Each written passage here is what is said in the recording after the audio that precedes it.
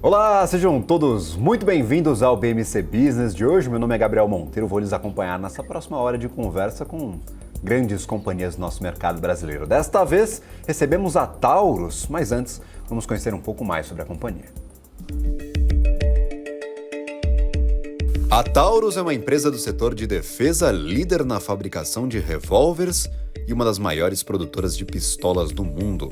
A empresa, fundada há 83 anos, desenvolveu ao longo do tempo um amplo portfólio de produtos que, além das pistolas e revólveres, conta com fuzis, carabinas, submetralhadoras, rifles e espingardas. Hoje a companhia atende aos mercados civil, militar e policial no Brasil, mas a maior parte das suas receitas vem do mercado internacional. A empresa já oferece seus produtos em mais de 100 países. Neste ano, a companhia espera por uma melhora nas operações puxada pelo ano eleitoral nos Estados Unidos e a queda nos custos de produção. Também estreia em 2024 sua nova unidade industrial na Índia, que tem capacidade para a produção de até 150 mil armas por dia. Na Índia, a companhia participa da maior licitação de fuzis já realizada no mundo, com 425 mil unidades.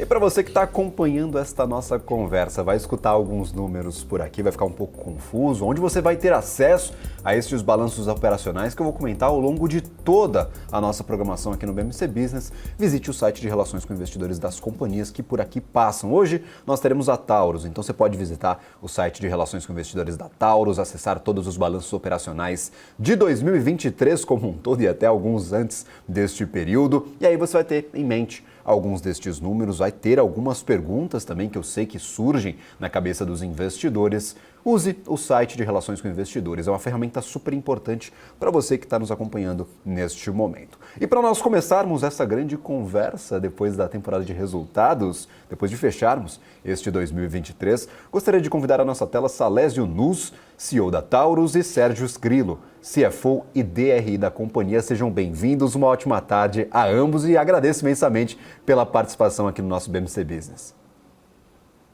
Ok, muito obrigado, Gabriel. Prazer sempre conversar com vocês. A gente está à disposição de vocês aí e da nossa audiência aí. Perfeito. Uma ótima tarde também ao Sérgio. Muito obrigado pela participação, caríssimo. Obrigado pelo convite. É um prazer estar aqui conversando com vocês hoje.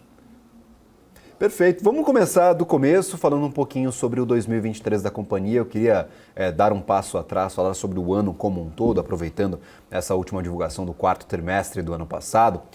Nós vimos números menores do que em anos anteriores. Depois, principalmente da pandemia, nós vimos uma crescente para os números da Taurus e foi um quarto trimestre, para além de um quarto trimestre, um 2023 com menores margens, talvez menor nível de produção. A gente também teve um menor lucro líquido, resultados financeiros. E eu gostaria de dar um passo atrás e entender qual o apanhado deste 2023, começando, claro, pelo Salésio. O que vocês tiraram de importante deste ano passado? O que acabou afetando as operações da companhia? E uma pergunta que pode surgir na cabeça do investidor. Nós já vimos o melhor da Taurus nos últimos 3 anos e agora voltamos à normalidade antes da pandemia? Ou a melhora ela é permanente, agora nós só vimos um passo atrás para próximos anos um pouco melhores também? Então, essa é a primeira pergunta que eu gostaria de iniciar aqui essa nossa conversa, fazendo um apanhadão do ano passado, por favor. Ok, Gabriel, obrigado pela oportunidade de falarmos do resultado da Taurus, né? Sempre é para nós um prazer grande. Bom, eu considero realmente que os resultados da Taurus em 2023 foram muito bons, né? Foram muito bons, mas foram menores do que os anos anteriores. Evidentemente, e a gente já vinha conversando sobre isso nos trimestres anteriores, né? Agora, para falar de 23, eu vou voltar só um pouquinho, né? É importante a gente analisar a Taurus nos últimos anos, desde do processo todo de reestruturação da Taurus, né, a partir de 2018. Eu considero, por que eu considero os resultados da Taurus positivos em 2018? Porque o que nós fizemos aqui na Taurus, todas as mudanças que nós fizemos aqui na companhia, foram mudanças estruturais e que criaram para a companhia fundamentos muito sólidos, né? Por que eu digo isso? Porque, da mesma forma que a Taurus conseguiu, né, aproveitar aquela curva de aumento da expectativa dos americanos de consumo, da intenção de consumo dos americanos, onde a Taurus se transformou na maior vendedora de armas leves do mundo nos anos de 20, 21 e 22, da mesma forma que a gente aproveitou toda essa oportunidade positiva, né, nós passamos por 2023, por esse ciclo negativo de 2023, fazendo resultados positivos. E fazendo resultados positivos, principalmente se relacionarmos esses resultados com os nossos concorrentes. Então, a gente entregou no ano de 2023 uma margem bruta de 36%, fizemos um lucro líquido acima de 150 milhões, um EBITDA de 250 milhões, enfim, e geramos caixa. Então, na minha concepção, considerando o ano de 2023, que foi extremamente desafiador, foi um ciclo importante na trajetória da Taurus e trouxe muito aprendizado para a companhia, mas, de novo, para nós não foi uma surpresa, né? A gente já falava disso nos trimestres anteriores, realmente o ciclo de 2023 foi muito complicado, mas a companhia passou por ele com muita competência e entregou resultados positivos. Então, eu, sinceramente, considero os resultados de 2023 muito bons, considerando o estado de coisas que nós enfrentamos, tanto no mercado brasileiro quanto no mercado americano. Nós podemos nos aprofundar um pouco mais aí na sequência, estou à disposição, Gabriel.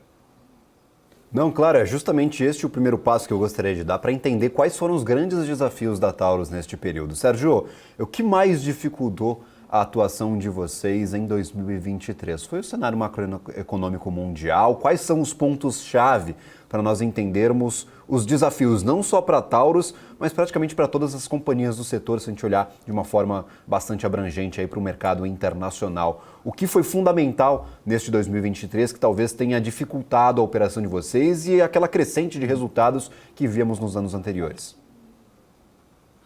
Não, ótimo, Gabriel. Eu vou falar um pouco da questão financeira, acho que depois o Salésio seria legal ele falar um pouco da questão regulatória, né, que a gente teve em 2023. Eu acho que o grande desafio que a gente teve em 2023 foi a questão do cenário mesmo macroeconômico, né?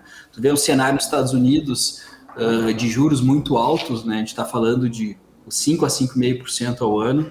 Então a gente acabou tendo um desafio grande, que foi o que aconteceu. Nossos distribuidores nos Estados Unidos acabaram pela pressão da despesa financeira, porque quando tu olha para trás, era muito fácil tu tomar dinheiro dos Estados Unidos. A gente tomava dinheiro a 1,5%, 2%. Então fazia sentido os nossos distribuidores manterem o estoque em casa pelo custo de oportunidade. O custo de oportunidade era muito baixo. E o que aconteceu em 2023? Com o aumento dessa taxa de juros dos Estados Unidos, começou a ficar caro tu manter estoque. Então, os nossos principais distribuidores acabaram tentando diminuir os dias de estoque, né? Por quê? Porque ele notou que isso tem um custo financeiro relativamente alto agora, de 5, 5,5% ao ano, até mais, porque essa é a taxa base. E também ele viu que depois do boom do mercado ali de 21, 22, os fornecedores acabaram tendo uma capacidade produtiva para atender a demanda. Então, o que eles fizeram? Eles acabaram diminuindo os dias de estoque. Então, eles diminuíram o volume de estoque que eles tinham nos revendedores. E isso acabou afetando bastante nosso resultado nos Estados Unidos. E aqui no Brasil, acho que o que tem acontecido, que foi muito forte para a Taurus, é a questão do dólar, né? Quando tu pega o dólar lá em 2000, vamos pegar 2020, que é o ano que realmente a gente começou a ter uma performance realmente muito boa. A gente fecha o ano com 5,17 de dólar. E a gente fecha de média, dólar médio, e a gente durante o ano de 2023 tem um dólar de R$5. Só que nesse período, para vocês terem uma ideia, eu tive 3 dissídios, por exemplo, de folha. O primeiro ano foi 5%, o segundo 12,5% e ano passado foi 4,5%. Então o que eu tenho? Eu tenho um dólar que acaba caindo e tem uma pressão inflacionária dentro aqui do Brasil que aumenta o meu custo de produção. Então, olhando na parte financeira, acho que esses foram os principais desafios. Eu acho que o Salésio pode falar um pouco da parte regulatória, que eu acho que foi um desafio maior ainda do que esse. Porque quando nós olhamos para os resultados gerais, né, o Salésio, Nós temos uma queda, claro, das receitas geradas na operação internacional, mas no Brasil essa queda é muito mais acentuada. Então vamos puxar também para os desafios aqui dentro do Brasil, que a gente teve quedas ali de 60%, 70% nas receitas geradas, se a gente, dependendo do período que nós olhemos para 2023. Então, querendo entender um pouquinho mais sobre essa questão, o que está pesando para a companhia aqui no Brasil, é realmente essa questão regulatória que o Sérgio puxava, e aí, claro, dando espaço para nós esclarecermos um pouquinho mais essa situação? Bom, perfeitamente. Nós tivemos, complementando o que o Sérgio falou, nós tivemos um problema no Brasil que foi a falta de regulamentação, né? Eu costumo dizer que nós não tivemos o mercado nacional em 2023, o mercado civil brasileiro em 2023, porque simplesmente não teve regulamentação. O decreto saiu em janeiro, depois saiu um novo decreto no meio do ano que substituiu o primeiro decreto, mas a regulamentação do decreto só saiu em dezembro, ou seja, nós não tivemos um mercado interno civil em 2023. E ainda assim entregamos números muito positivos, né? Essa regulamentação acabou chegando em 2023, mas ainda temos muitos problemas com relação aos órgãos de controle que nós temos no Brasil. Muita insegurança desses órgãos no que diz respeito à nova legislação, a adequação a essa nova legislação.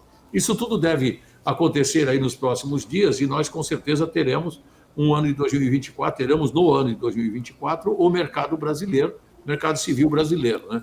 Então, o Brasil, sem dúvida nenhuma, afetou bastante, foi o que mais afetou o resultado da companhia, né? Os Estados Unidos, a gente já previa, os Estados Unidos foi um acúmulo de duas situações, né? A saída, né, a ressaca, digamos assim, de um mercado extremamente aquecido, que foram os anos de 20, 21 e 22, né? Já no segundo semestre, um desaquecimento, né, do mercado americano, da intenção de compra dos americanos. E o ano de 2023 pegou todos os distribuidores, como o Sérgio falou, com os estoques elevados por conta da ressaca da alta demanda durante a pandemia. Além deles estarem estocados, com a necessidade deles reduzirem os dias de estoque por conta das altas taxas de juros americanas. Então, foi realmente um ano de transição. Mas muito importante para essa gestão aqui da companhia, porque a gente esperava isso, evidentemente, a gente chegou a dar indicadores disso durante as reuniões trimestrais do ano passado, né? E a gente se preparou para isso. Uma coisa que é importante falar também, Gabriel, que vai ter um efeito positivo agora em 2024, foram os estoques que nós construímos nos Estados Unidos durante o ano de 2023, né? Os estoques estratégicos. Por quê? Nós estamos falando em 2024 de um ano de eleição nos Estados Unidos. Historicamente, se você olhar o NICS, né, que é a intenção de compra dos americanos, você vê um efeito positivo, um aumento na intenção de compra dos americanos em anos eleitorais, por conta do medo, né, de uma mudança de legislação no governo seguinte. Então, isso é um efeito que sempre acontece. Perdão, e como nós queríamos organizar uma empresa durante o ano de 24 bastante estável no que diz respeito à produção diária, a gente optou por formar um seguro, né, um estoque de segurança nos Estados Unidos para um possível aumento de demanda nos Estados Unidos. Então, isso vai ter um efeito prático nos nossos resultados, né? Assim que a gente trouxer para o resultado o lucro não realizado nas vendas daqui para os Estados Unidos no ano de 2023. Então, esse é um resumo do efeito negativo que a gente teve no ano de 23, tanto no mercado civil brasileiro quanto no mercado americano. E, teoricamente, se você já tem esse custo de produção atrelado ao ano anterior e este material já está em estoque, você acaba trazendo a margem que deveria estar em 2023 para 2024. Então, também pode beneficiar este ano fiscal para a companhia, né? Perfeitamente, perfeitamente. E aí, por exemplo, a gente mencionava um cenário complicado para os Estados Unidos e regulatório aqui no Brasil. Há uma dificuldade de entender prazos no Brasil, um país bastante burocrático, mas para além da burocracia, a gente tem muitos atrasos em regulamentações. Então a gente nunca tem certeza de quando vai sair uma nova norma para ser aplicada aos setores aqui no Brasil. Eu queria entender, vocês têm boas perspectivas para que isso seja solucionado de forma rápida ou esses fatores que prejudicaram 2023 podem prejudicar o começo de 2024 também?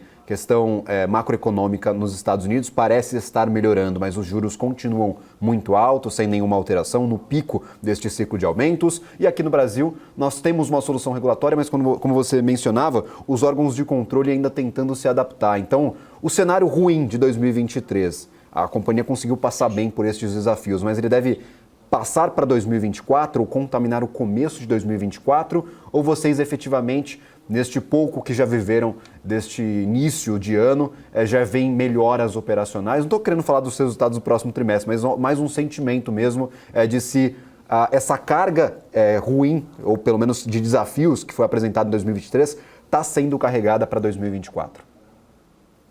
O que a gente tem visto, Gabriel, por exemplo, nesse início de ano no Brasil, as coisas começaram a acontecer, mas como eu falava, os órgãos de regulamentação ainda estão se adequando à nova legislação. Obviamente que isso ainda vai levar alguns dias. Porém, o que eu acho que o ano de 2023 também vai trazer para o ano de 2024 é uma demanda reprimida no mercado brasileiro, né?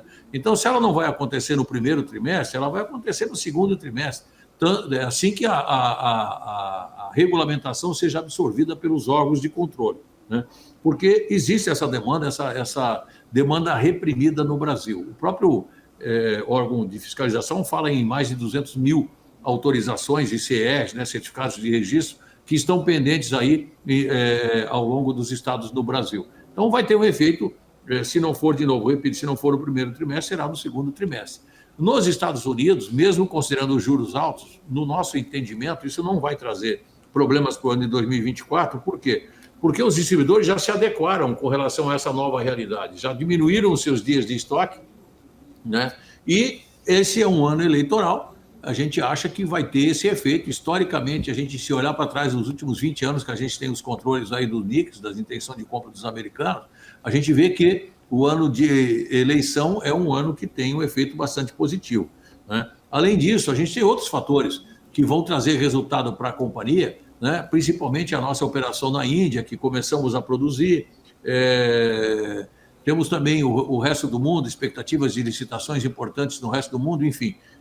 Acho que esse ano vai, com certeza, pelos indicadores e por conta desse ciclo muito desafiador que foi 2023, né? E ainda mais falando também de controle de gastos e de uma empresa reformulada para o ano de 2024, a gente adequou toda a nossa produção, evitando o terceiro turno, trabalhando 6x1. Então, nós temos a certeza de que a produtividade nessa fábrica aqui também será melhor do que 2023, né?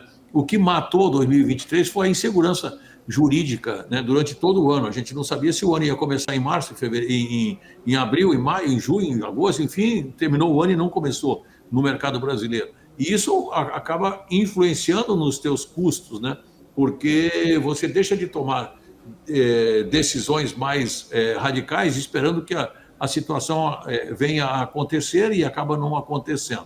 Nós limpamos a companhia em dezembro, demos 30 dias de férias coletivas, fizemos ajustes na mão de obra e iniciamos 2024 com uma companhia com uma nova proposta de companhia, que é o que está instalada hoje aqui, mas com decisões estratégicas importantes. Uma foi a construção do estoque lá de quase 385 mil armas lá nos Estados Unidos, que é um seguro por conta dessa possível elevação no consumo. E, por outro lado, uma produção aqui no Brasil estável, com mão de obra adequada e com custos muito mais na mão. Perfeito. Você mencionava o crescimento da NICS, ou seja, a intenção dos consumidores norte-americanos de adquirirem armas, que pode ser beneficiada neste 2024 por conta do ano eleitoral. Nós tivemos um aumento no último trimestre. Eu conversava com alguns analistas, eles me perguntaram justamente o seguinte, Salésio, até se o Sérgio for a pessoa melhor para me responder sobre este assunto. Por que nós vimos, talvez, no último trimestre, o aumento da intenção de compras e não um resultado direto na operação de vocês? Talvez a preferência por um produto ou outro no mercado norte-americano? Como vocês viram este ensaio do que poderia ser um aumento da intenção de compras lá nos Estados Unidos no último trimestre do ano passado? Eu acho que assim, nós temos que considerar esse estoque de segurança que a gente fez nos Estados Unidos, não só na Taurus, como também dos nossos distribuidores, né? Então, nós ainda temos estoques nos distribuidores muito mais próximo de 45 dias do que 5 meses, como acabou acontecendo no segundo semestre de 2022 e durante todo o ano de 2023, quando houve esse ajuste, né, de dias de estoque. Então, na verdade, não significa, pelo contrário, que a Taurus perdeu participação no mercado americano, share do mercado americano. Não, pelo contrário. O nosso share está aumentando nos Estados Unidos e a gente tem também vários produtos sendo lançados nos Estados Unidos e tem um bom lançamento, um grande lançamento que nós vamos fazer no meio do ano nos Estados Unidos, que é um produto de alto volume, né? Que eu vou deixar para falar isso nos próximos resultados, mas enfim, então a gente tem uma perspectiva bastante positiva e sim, certamente as vendas da Taurus estão acompanhando a reação do Nix, né? E por falar em Nix, a gente tem que entender que 2023 não foi de todo ruim com relação à compra nos Estados Unidos. Nós temos que entender, sim, que tinha uma ressaca com relação aos resultados dos anos anteriores, né? A intenção de compra dos americanos em 2023 chegou próximo a 16 milhões, né? 2022 foi 16.400, então, ou seja, está muito próximo, né? O ano de 2023 só perdeu para o período da pandemia. Então, se você tem no nosso relatório, inclusive, a curva do Nix, você vê que ela é uma crescente, né? Tirando o efeito da pandemia, nós estamos crescendo. E a expectativa para 2024 é mais ou menos esse número de 2022, algo nesse nível. Perfeito. E falando agora com o Sérgio, gostaria de perguntar justamente sobre outro assunto que apareceu nas minhas conversas com alguns analistas.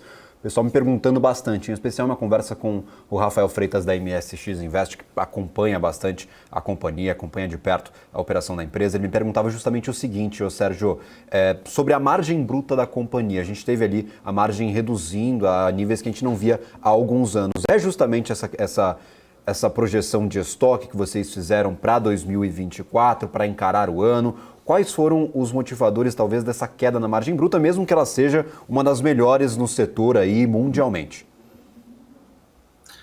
Eu acho que, Gabriel, já comentei no início, um dos fatores fortes foi a questão do dólar, né? A questão dólar versus inflação. Então, tu vê um processo inflacionário no Brasil e, por outro lado, o dólar caindo. Como a gente vende em dólar e o último aumento que a gente fez nos Estados Unidos, que é um mercado muito competitivo, foi em 2021, 10%, desde lá a gente só tem inflação e acaba não tendo aumento de preço porque não é viável nesse momento. Então, acho que a questão do dólar versus inflação é uma coisa bem importante. Também tem uma questão do mix de produto, que a gente sempre falou, né? Esse ano a gente teve uma venda muito forte de revólveres e armas longas, que são dois produtos que deixam uma margem menor que a pistola. A pistola é o produto que a gente tem uma margem mais alta. Então também tem uma questão de mix aí influenciando na nossa margem bruta, que hoje em dia a gente está com um mix que tem uma margem um pouco menor, porque o revólver é um produto que demanda muito mais mão de obra intensiva, e as armas longas também a gente revende, né? As armas longas nos Estados Unidos. Então são dois produtos que têm uma margem menor. Então, e como o Salesi falou, tem a questão do mercado nacional, né? O mercado nacional, ele é um potencializador de resultado, porque o mercado nacional a gente não tem grandes volumes, né? Mas a gente tem um faturamento alto. Então, a gente não precisa aumentar a população na fábrica, por exemplo, para produzir as armas do mercado nacional. Então, à medida que eu vendo mais no mercado nacional com uma quantidade menor, mas um valor agregado alto, eu consigo potencializar muito meu resultado. E o que aconteceu ano passado foi justamente isso, né? Eu tenho a questão do meu principal mercado, o mercado lucrativo, que caiu muito, eu tenho um mix menor e tem a questão do dólar. Então eu diria que esses são os principais fatores. Mesmo que durante todo esse tempo a gente investiu muito em máquina e tem trazendo muita coisa para dentro e melhorando, né, as nossas margens. Mas ele acaba se ficando afetado por essas questões externas, né, que acabaram afetando bastante a nossa margem no ano de 2023. Perfeito. E a adição desses novos mercados ao início da produção, por exemplo, na Índia, talvez um início aproximado da produção na Arábia Saudita, também temos um memorando de entendimento já assinado, podem trazer margens um pouco mais atrativas para os próximos trimestres? Afinal, eu já escutei em algumas conversas de vocês indicações de que esses potenciais mercados, eles são mercados com talvez ali um preço médio por arma um pouco maior do que nos Estados Unidos, que é, como você mencionava, um mercado muito competitivo. Então, como vocês veem a adição desses novos mercados de atuação mesmo para a Taurus, já que, se eu não me engano, começamos neste mês de março a produção lá na Índia, né? Perfeitamente. O mercado da Índia, nós temos uma vantagem, depois o Sérgio fala mais em detalhes com relação ao mercado da Índia, afinal de contas ele é o sponsor desse projeto lá, né? Está trabalhando há 4 anos lá, mas enfim, o que é importante destacar no mercado civil indiano é que nós somos a primeira empresa a começar a produzir armas no território indiano com esse novo projeto do governo indiano, que é o Make in India, né? E quem chega primeiro bebe água mais limpa, né, Gabriel? Então, nós entendemos que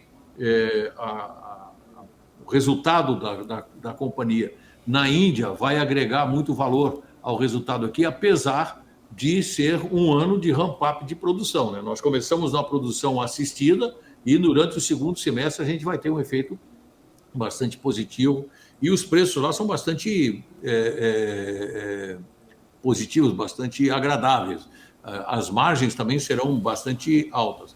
Isso o mercado civil, né? Além disso, nós temos todas essas licitações que a gente está participando na Índia, em especial essa licitação de 425 mil fuzis para o exército indiano. Isso vai trazer valor, vai trazer resultado para a companhia. O mercado civil, evidentemente, já traz algum resultado no ano de 2024. O mercado militar, a gente não sabe exatamente quanto tempo vai levar para finalizar a licitação, mas o mercado civil é uma realidade e vai agregar valor, sim. Com relação à Arábia Saudita, não tenho a expectativa que vai trazer resultados de imediato para a companhia, porque a gente vai receber agora, no mês de março, o trabalho, o plano de negócios que será apresentado pelos o nosso pessoal que está lá e o pessoal do nosso parceiro da Scopa vão apresentar para a gente o plano de negócio e a gente acha, nós temos uma expectativa que até o meio do ano, início do terceiro trimestre, a gente possa tomar a decisão se vamos ou não vamos produzir na Arábia Saudita, né? Então, teoricamente, a gente não vai ter efeitos práticos da produção. Porém, o nosso parceiro lá já está trabalhando em possíveis compras do mercado da Arábia Saudita, ainda antes da construção, né, da fábrica e da JV lá na Índia. Então, assim, a gente pode ter algum efeito de algumas licitações ou de vendas mesmo no mercado civil na Arábia Saudita, porém ainda não o resultado da JV. Agora o Sérgio acho que pode falar mais de números da Índia aí, Sérgio, fica à vontade. Eu acho que tem a questão bem interessante, que é a questão do mercado civil, né? A gente começou a produção no mercado civil agora. Na verdade, como é que vai funcionar? A gente tem uma equipe de brasileiros hoje lá, fazendo, a gente chama de um tryout de produção. Por quê? Porque a gente tem uma equipe brasileira ensinando os indianos, né? Então, o início da produção é um início muito devagar, porque imagina que eles nunca montaram arma na vida e a gente está com a nossa equipe ensinando passo a passo de como montar uma arma. A gente tem alguns fatores bem positivos que a gente encontrou uma qualidade de fornecedores muito boa na Índia. O ecossistema de fornecedores na Índia nos surpreendeu muito a qualidade. Então, com todas as armas que a gente está montando até agora não teve ajuste, que foi um ponto que a gente não imaginava no começo do projeto. Então, a gente tem uma surpresa bem interessante. Só que agora, obviamente, né, Gabriel, a gente vai passar por um processo de ramp-up. Então, a gente está começando com poucas armas, a gente vai aumentando, os fornecedores também a gente vai testando, né, essa capacidade produtiva. Então, o que a gente imagina? No primeiro ano, a gente deve vender de 12 a 15 mil armas. Só que é um mercado que tem um preço de venda muito atrativo. A gente vende uma arma na Índia entre $1.100 e $1.600. Isso faturamento líquido, depois dos impostos. Então, é um mercado extremamente atrativo. Então, a gente imagina no primeiro ano vender de 12 a 15 mil armas. Onde é que a gente tira esse número? Hoje em dia, a Índia tem cerca de 12 milhões de pessoas que têm licença para arma. A média é que cada uma dessas licenças tu possa comprar 2 armas. Então, a gente tem um potencial aí de 24 milhões de armas. E também são emitidos por ano cerca de 40 mil licenças. Dessas 40 mil licenças, a gente tem 25 mil para arma curta, que é o mercado que a gente está entrando.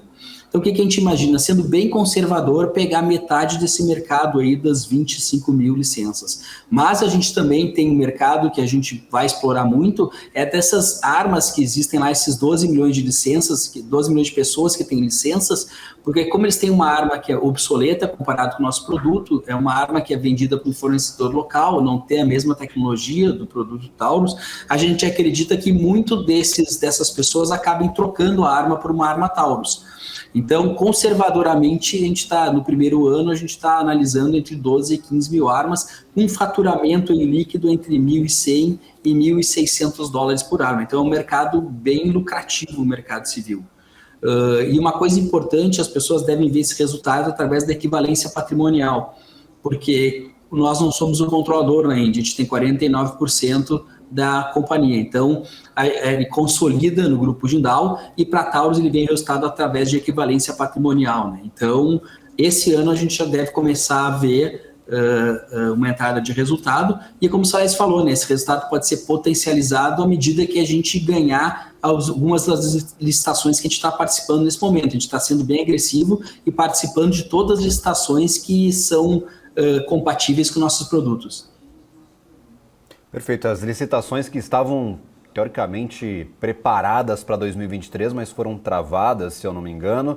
Agora vocês passam pela fase de análise dos produtos. Vocês enviaram esses produtos para análise, só para a gente colocar todo mundo na mesma página, quem está acompanhando a programação do BMC Business. E isso aí, o que acontece? Vamos separar um pouco, que eu acho que... Não, pode lá. Pode. Não, então, só para separar o que acontece. Na Índia... Por favor, vamos continuar na Índia, por favor. Então tá, vamos lá. Bom, na Índia, a gente está participando de diversas licitações, né? Essas licitações, elas são demoradas mesmo por conta do processo na Índia, né? A gente acompanhou nos últimos anos, mesmo antes de, quando a gente começou a olhar para o mercado indiano e essa JV, a gente acompanhou várias licitações que estavam acontecendo em anos anteriores aí na Índia. E elas são realmente muito complicadas em termos de burocracia. Então, o governo vai e volta, enfim, nós não chegamos a concretizar a finalizar nenhuma licitação que nós participamos até então de produtos nossos para atender às licitações. Temos próximo de 10 órgãos, 10 instituições indianas que estão fazendo licitações. Nós temos o Exército da Índia, que temos uma licitação de 425 mil fuzis e diversas outras polícias regionais, polícias menores, grupos especiais de polícias federais, enfim. E nós entendemos que várias nós já mandamos o produto para fazer os testes, mas os testes ainda não aconteceram, outras ainda estamos mandando, mas nós entendemos que esse ano alguma coisa vai sair dessa quantidade de licitações que a gente está fazendo. Então, eu tenho absoluta certeza que, além do mercado civil, que como o Sérgio falou, vai potencializar o resultado da companhia, alguma licitação no mercado militar vai trazer também contribuição para os nossos números em 2024. Perfeito. A gente vai ter que ir para um rápido intervalo, vou ter que interromper essa nossa entrevista. Na volta, a gente fala um pouco mais sobre estes detalhes da operação internacional, sobre essa tática de expansão internacional por meio de joint ventures, que eu acho que é um tema interessante para a gente levantar por aqui também. A gente vai para um rápido intervalo. Na volta, temos mais dessa conversa com a Taurus aqui no BMC Business.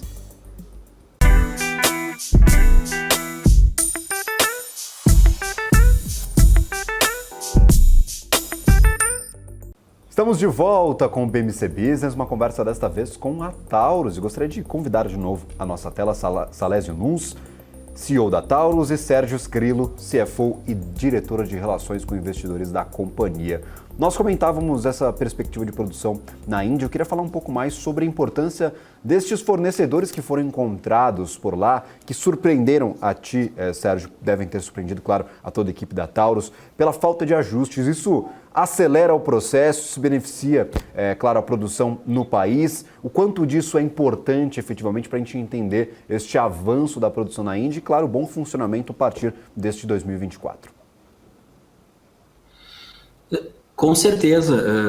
É que eu acho que também a gente tem que complementar, né, Gabriel, que a gente usou uma estratégia que eu diria que é uma estratégia muito interessante no desenvolvimento de fornecedores. O que acontece geralmente? Geralmente, quando tu tem um pedido de uma peça, tu manda o desenho e o fornecedor que tem que se vir e faz o processo produtivo para te entregar. A gente teve um approach diferente. O que a gente criou? A gente criou 2 equipes volantes que acabam indo na Índia e ajudando o fornecedor a desenvolver a peça. Então, a gente manda o projeto de uma peça para o fornecedor e ajuda no desenvolvimento. Então, isso facilitou muito a gente.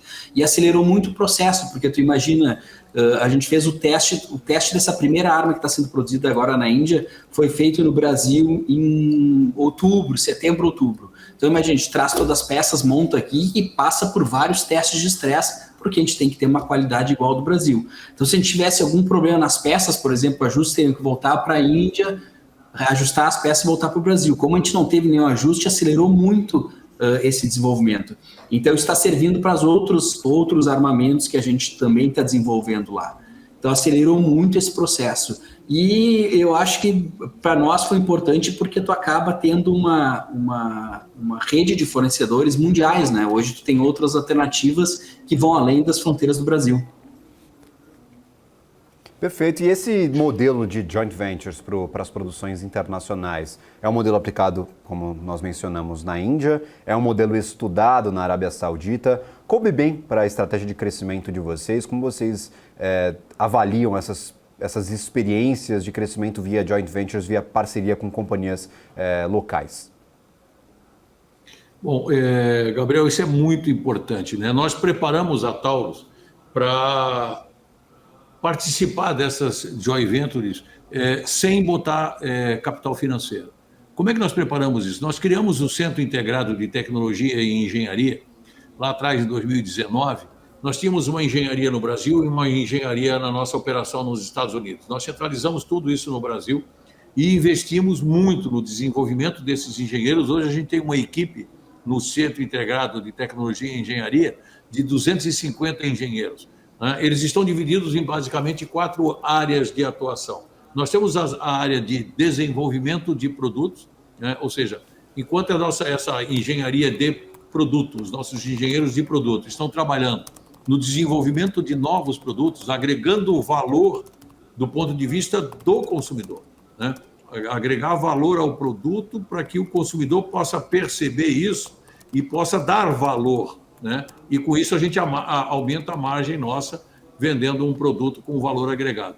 Então, enquanto essa parte dos nossos engenheiros, que são os engenheiros de produto, estão desenvolvendo produto, os nossos engenheiros de processo estão desenvolvendo um processo produtivo para assegurar a qualidade desse produto e, em especial, diminuir o custo de fabricação. Então, esses 2 grupos de engenheiros trabalham muito junto em termos de produto e processo. Depois nós temos uma engenharia de materiais. O que significa isso? São os nossos engenheiros que desenvolvem novas tecnologias, novos materiais para que seja aplicado à nossa produção. Então, o grafeno é um exemplo disso, né? Nós lançamos a primeira pistola no mundo contendo grafeno.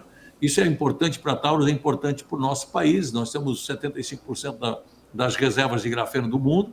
Nós estamos trabalhando hoje muito fortemente também no Niobe. No Niobe a gente tem mais de 95% das reservas do mundo estão no Brasil. E também em termos de equipamento e automação. Então, não adianta você só comprar máquinas e equipamentos no estado da arte, né? Você tem que também automatizar aqueles gargalos que você tem na sua produção. E no treinamento das pessoas. Então, esse Centro Integrado de Tecnologia e Engenharia é que viabilizou, por exemplo, a gente fazer esse processo de transferência de tecnologia para a Índia, né?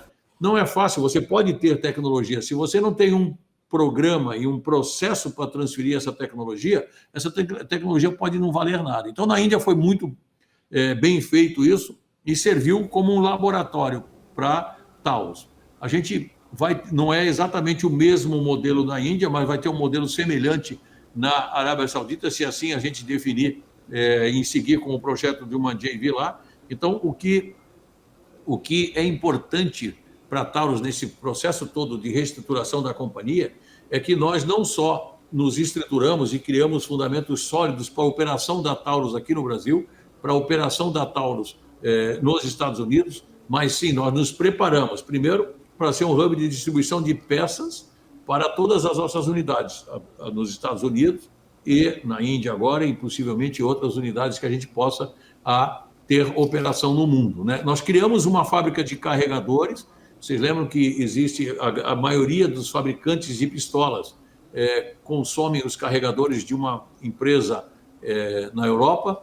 Nós também fazemos isso. Agora, nós entendemos durante a pandemia o aumento das vendas nos Estados Unidos ia gerar uma falta de carregadores, como aconteceu para os nossos concorrentes. Nós imediatamente criamos um projeto e montamos uma JV também na fabricação de carregadores. Então, tudo isso nos preparou para que a gente pudesse exportar, além dos nossos produtos, também a tecnologia da Taurus. Não só de produto, mas tecnologia de processo e também de materiais e equipamentos. Então, a nossa linha de produção nos Estados Unidos e na Índia é exatamente igual à nossa linha de produção aqui no Brasil.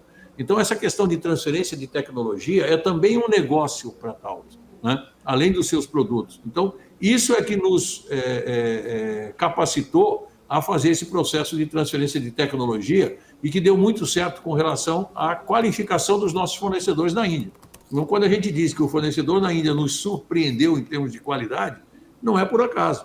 É porque todo esse processo que nós desenvolvemos aqui dentro do Centro Integrado de Tecnologia e Engenharia, ele é transferido, seja para a nossa unidade, seja para os nossos parceiros fornecedores nessa unidade, no caso aqui, a Índia.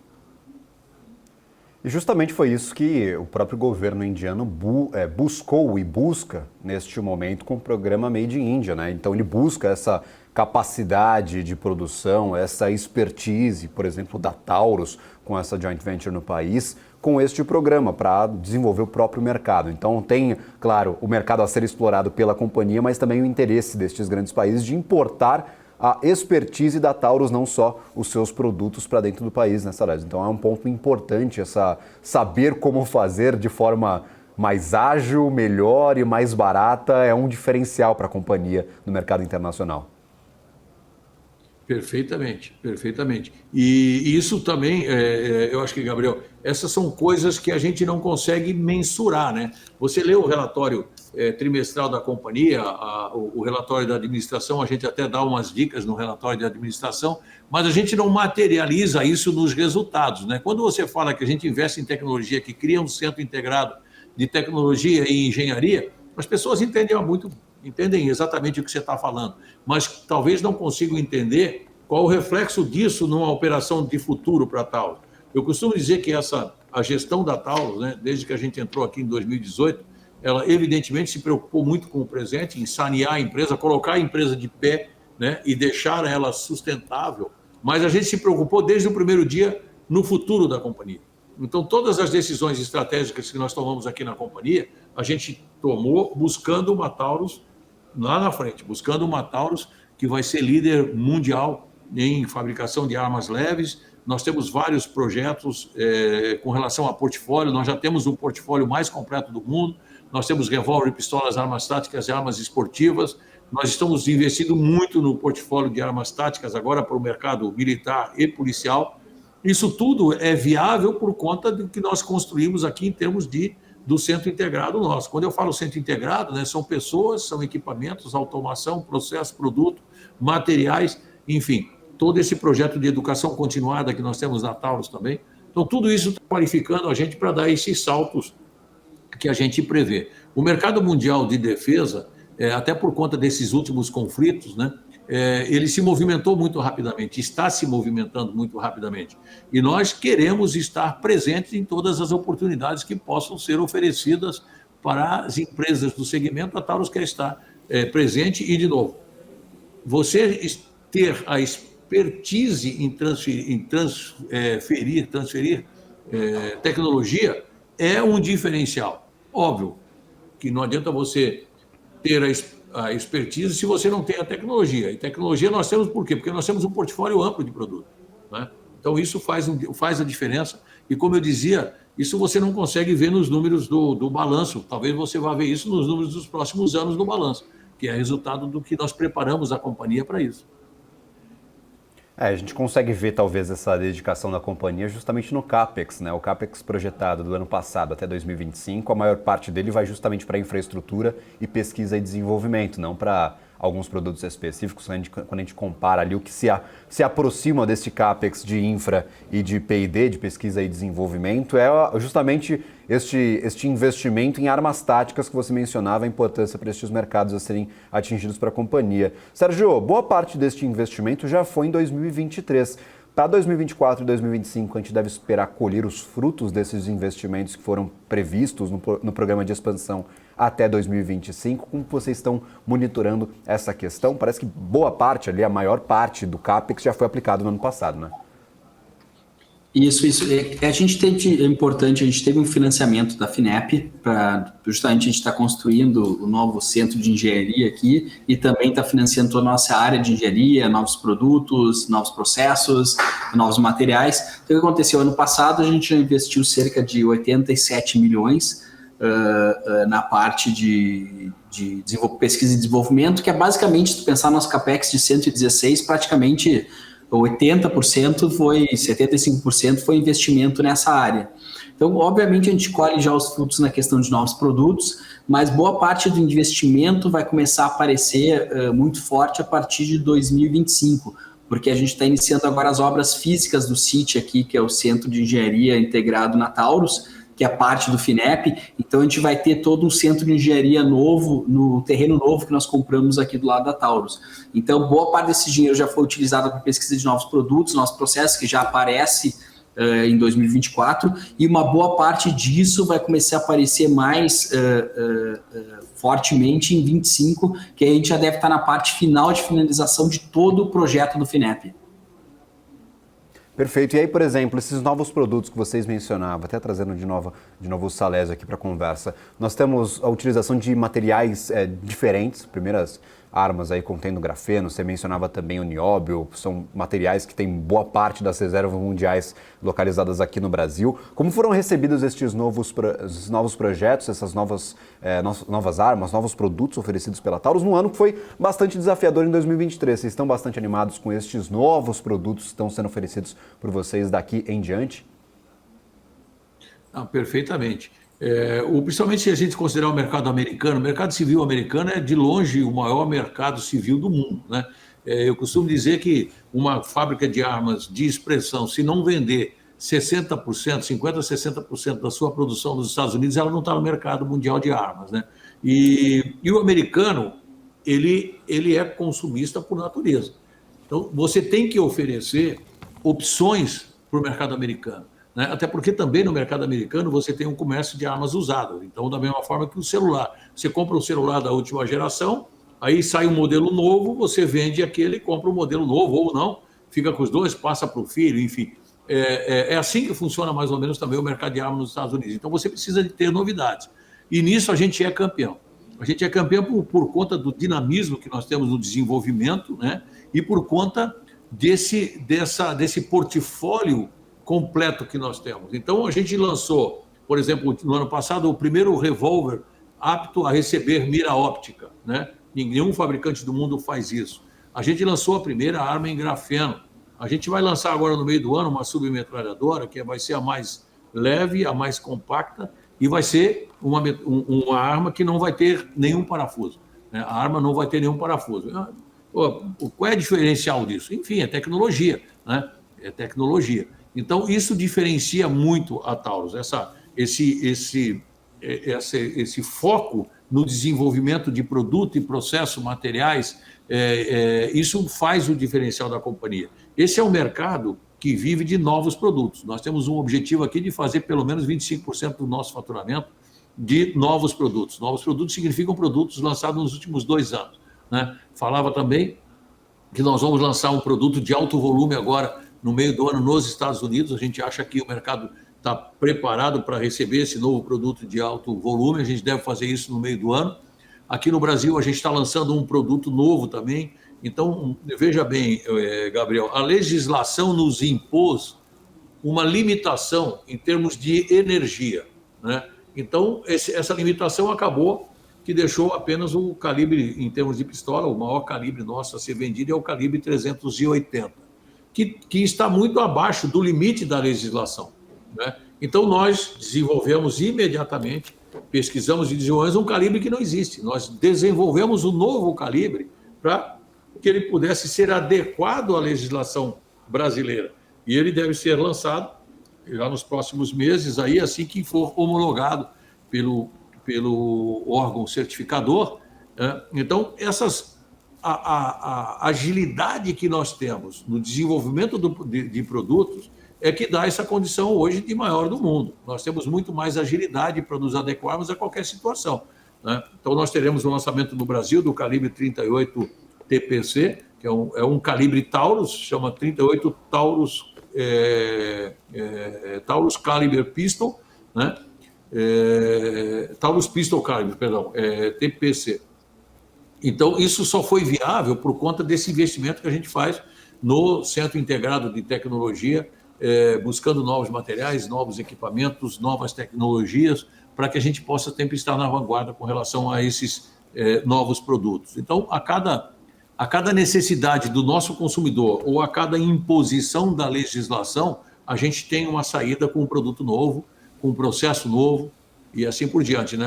Nós falamos também da fábrica de carregadores. A fábrica de carregadores, nossa, hoje ela nos permite fabricar os carregadores das armas táticas em polímero. Por quê? Porque nós desenvolvemos em parceria também com uma empresa americana, né, a injeção de polímero com fibras longas, o que dá mais resistência e mais durabilidade também aos carregadores militares, porque as armas táticas são utilizadas em situações muito mais, que exigem muito mais do equipamento do que as armas de uso civil. Então, a busca por excelência na tecnologia e na qualidade é o que coloca a Taurus em vantagem com relação aos nossos concorrentes no mundo todo. Maravilha, então vamos acompanhar o desenvolvimento de todos esses novos produtos desenvolvidos pela Taurus. Vai ser um ano de 2024 bastante agitado, então vou ficar acompanhando de perto aí estes lançamentos, estes resultados para a Taurus. 2023 bastante desafiador, mas a companhia está se mexendo, está se movimentando, está buscando aí por inovação constante. Sérgio, tivemos um anúncio interessante aos investidores. O investidor brasileiro gosta de dividendos também. O anúncio do pagamento de dividendos, estes 35%, que são, claro, que é a margem mínima distribuída pela companhia, segundo, claro, as suas próprias normas. Parte deste valor vai ser descontado daquele dividendo que já foi antecipado no meio do ano passado, se não me engano, em agosto. Então, esse é um ponto importante para o investidor ficar atento. Nós já tivemos um pagamento no ano passado e este pagamento vai ser descontado do dividendo final de 2023. Mas, ao mesmo tempo, tivemos uma política de recompra de ações anunciada pela companhia que vai acabar no final deste ano. Como você avalia essa competição entre as duas políticas de bonificação aos investidores? Porque o investidor brasileiro normalmente gosta do dividendo, mas às vezes não dá o devido valor para a recompra de ações, né? Então, como é que você viu essa relação em 2023 que deve continuar para 2024? Eu diria que a gente foi muito cuidadoso, né, na distribuição de dividendos. Como o Salles falou, foi um ano complicado e a ideia é que o caixa é a prioridade máxima da companhia. Então, a gente tem que ter um cuidado muito grande com o caixa. Então, a gente pensou muito na hora da decisão de distribuir, obviamente, os 30%, 35%, que é o dividendo mínimo estatutário. A gente vai descontar, obviamente, dos 10 centavos que nós pagamos no ano passado, então vai dar um pagamento por ação aí de 30 centavos por ação, mais ou menos, agora, nesse ano. E a questão da recompra, a gente sempre comentou que é um dinheiro que ele é disputado entre as duas maneiras da gente acabar remunerando nosso acionista, né? Até porque na medida que a gente tira as ações do mercado, aumenta o dividendo do acionista, porque é dividido por um número menor de ações. Então, eu acho que tem algumas questões que são interessantes, né? Primeiro, porque a gente, obviamente, queria dar um recado que achamos que a ação está num preço bom, por isso que a gente iniciou um processo de recompra.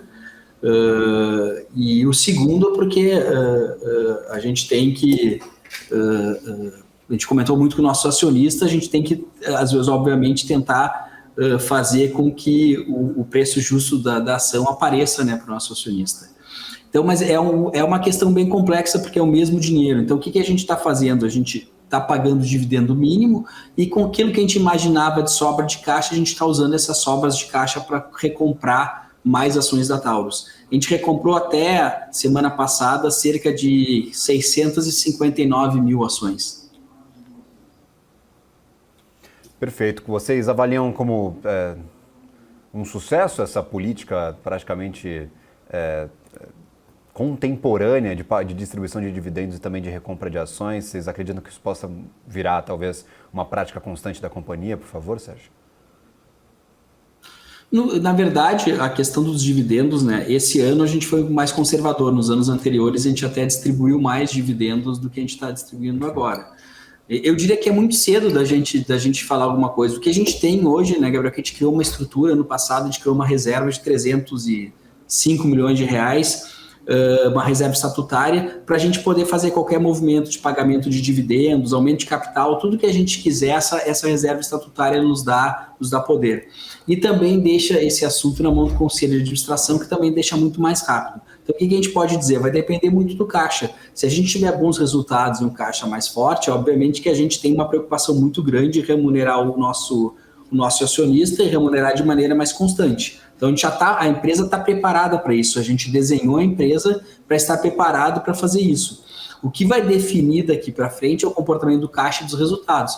A gente tem que ser muito cuidadoso nesse momento, porque eu falo, tem muita empresa que acaba aumentando o endividamento para recomprar ação e principalmente para pagar dividendo. Não é o que a gente quer fazer, não é o que a Taurus pensa. Porque a gente pensa na perenidade do negócio. Não adianta nada eu tomar agora um empréstimo para pagar dividendo, daqui a 3, 4 anos não conseguir pagar dividendo para o meu acionista. Então, todo o nosso pensamento aqui na Taurus é um pensamento de longo prazo. Perfeito. Falando em longo prazo, a gente já falou praticamente sobre isso durante todas as nossas perguntas por aqui. A gente falou sobre investimento, pesquisa e desenvolvimento, que é sempre voltado para o longo prazo. Falamos sobre essa perspectiva de crescimento da Taurus, novos projetos. Salésio, o que vocês buscam tirar deste 2024? Qual é o grande objetivo da companhia neste ano? A gente sabe que herdamos um 2023 bastante complicado. Olhando para o futuro, o que a gente precisa fazer neste 2024 para ter um ano bastante bem sucedido na visão da administração da companhia? O que vocês querem tirar deste 2024? Eu não estou falando de resultado, não estou falando do número que vai aparecer no balanço, estou falando de questão ali mais complexa em relação à própria companhia. Qual que é o grande objetivo deste ano? Bom, 2024 vai ser um ano extremamente importante. Nós vamos colher em 2024 todas as adequações que a gente fez na companhia em 2023, né? Seja de ajuste de mão de obra, seja de novos processos e dos investimentos que estão começando a trazer efeitos positivos para a companhia. Então, na parte operacional, eu acho que o grande desafio nosso é exatamente isso, colher os frutos desses ajustes que nós fizemos aí à nova realidade, né? Do ponto de vista de investimentos, né, principalmente do FINEP, é ver o resultado dessas pesquisas que a gente está fazendo em novos materiais e em novos produtos, né? Isso é uma coisa que a gente começa a desenvolver e a gente não sabe onde vai chegar, né? Todo desenvolvimento novo, e em especial de materiais, você pode não chegar a lugar nenhum, né? Aliás, imagina se todo mundo que investisse em desenvolvimento de materiais fosse bem sucedido e chegasse ao final. Tudo é um amadurecimento. Então, a gente vem desenvolvendo e investindo em materiais há muito tempo, desde 2018, 2019. Então, a gente agora começa a ver os efeitos positivos disso, né? A gente também tem o efeito positivo da nossa fábrica de carregadores, que deve, finalmente, nos próximos 60 dias, estar 100% instalada aqui dentro do nosso condomínio de fornecedores. Lembra que a gente fez uma JV também com um grande fabricante esqueci o termo agora, mas de dobra de materiais, né, que faz parte do carregador. Ele tem essa tecnologia nessas prensas gigantes que fazem a dobra dos metais, e nós, evidentemente, temos a nossa tecnologia na fabricação de armas e de carregadores. Então, o efeito disso vai começar a acontecer agora. Nós também fizemos alguns investimentos no MIN, que é a nossa fábrica que injeta metais, né? O que significa isso? Nós compramos um forno que vai aumentar muito a nossa capacidade, porque, de novo, eu repito, nós queremos que essa fábrica aqui de São Leopoldo seja realmente a unidade que vai suprir as necessidades de peça de todas as nossas operações no mundo. Então, no caso do MIN, a gente vai ter uma ociosidade, vai ter uma capacidade adicional, não falo em ociosidade, sim de capacidade adicional, para vendermos peças, não só no nosso segmento, para as empresas parceiras nossas, mas também para outros segmentos, né? Além disso, a gente tem uma operação americana que foi totalmente estruturada, né, com relação aos investimentos em marketing e na nossa distribuição. Isso vai trazer resultados também em 2024. A operação da Índia vai trazer resultado porque efetivamente começamos a produzir na Índia, né? Achamos que vamos concretizar essa pesquisa que nós estamos fazendo na Arábia Saudita. Certamente no meio do ano a gente vai tomar uma decisão e aí é um novo desafio, né? Nova equipe que vai estar constantemente dedicada a uma operação na Arábia Saudita. Além disso, a gente, como eu disse, a gente está investindo muito forte no mercado de law enforcement, no mercado de produtos para polícias e para o mercado militar. Isso pode vir pelo aumento do nosso portfólio de produto ou pode vir também com uma parceria, uma JV ou até uma aquisição nesse segmento. Então, o ano de 2024 ele vem cheio de desafios, né? Mas principalmente acho que é um ano de colher o que foi feito nos últimos anos, em especial nessa readequação que nós fizemos em 24. Só voltando à questão do carregador, a nossa JV foi com um grande especialista em estamparia de metais, né? Que me faltou a palavra aqui, mas eu queria corrigir e deixar aqui para a nossa audiência. Então, tudo isso a gente vai começar a colher mais fortemente agora em 2024. Tenho certeza que vai ser um ano também desafiador, mas um ano de colher aquilo que nós investimos nas diversas áreas aqui na companhia. Colher o que foi investido e plantar o que será colhido. O 2024 será um bom ano aí para nós trabalharmos no futuro, não só da Taurus, mas de outras companhias, até do próprio desenvolvimento aqui da nossa economia brasileira. Muito obrigado pela participação de ambos. Salésio, sempre um prazer lhe receber por aqui. Agradeço imensamente pela participação, viu? Muito obrigado, Gabriel. A gente está sempre à tua disposição, é sempre um prazer falar da Taurus, né? Eu costumo dizer que a gente tem uma alegria, e aí você vai aqui na área de convivência nossa aqui, as pessoas que estão na área de convivência estão assistindo as lives quando a gente faz ao vivo, enfim, todos nós aqui da Taurus curtimos muito e somos apaixonados pelo que a Taurus entrega para os nossos funcionários, para os nossos colaboradores e para os nossos investidores. Então é sempre muito bom falar disso aqui. Muito obrigado pela oportunidade. A gente está sempre à sua disposição aqui. Mais uma vez, obrigado e um abraço forte. Maravilha, um abraço forte a você. Sérgio, sempre um prazer também. Muito obrigado pela atenção, pelo tempo dedicado a conversar aqui com a BMC News. Obrigado pelo convite. Sempre estamos à disposição. Maravilha, este foi o nosso BMC Business de hoje. Infelizmente encerramos por aqui. O tempinho é curtinho, é muita história, é muita coisa a ser pesquisada para cada uma dessas companhias. Se você gostou dessa conversa, lembre-se sempre, o BMC Business é um programa semanal. Na próxima semana estaremos por aqui novamente com outra companhia de grande escopo aqui no nosso mercado brasileiro. Um abraço a todos, até a próxima semana. Tchau, tchau.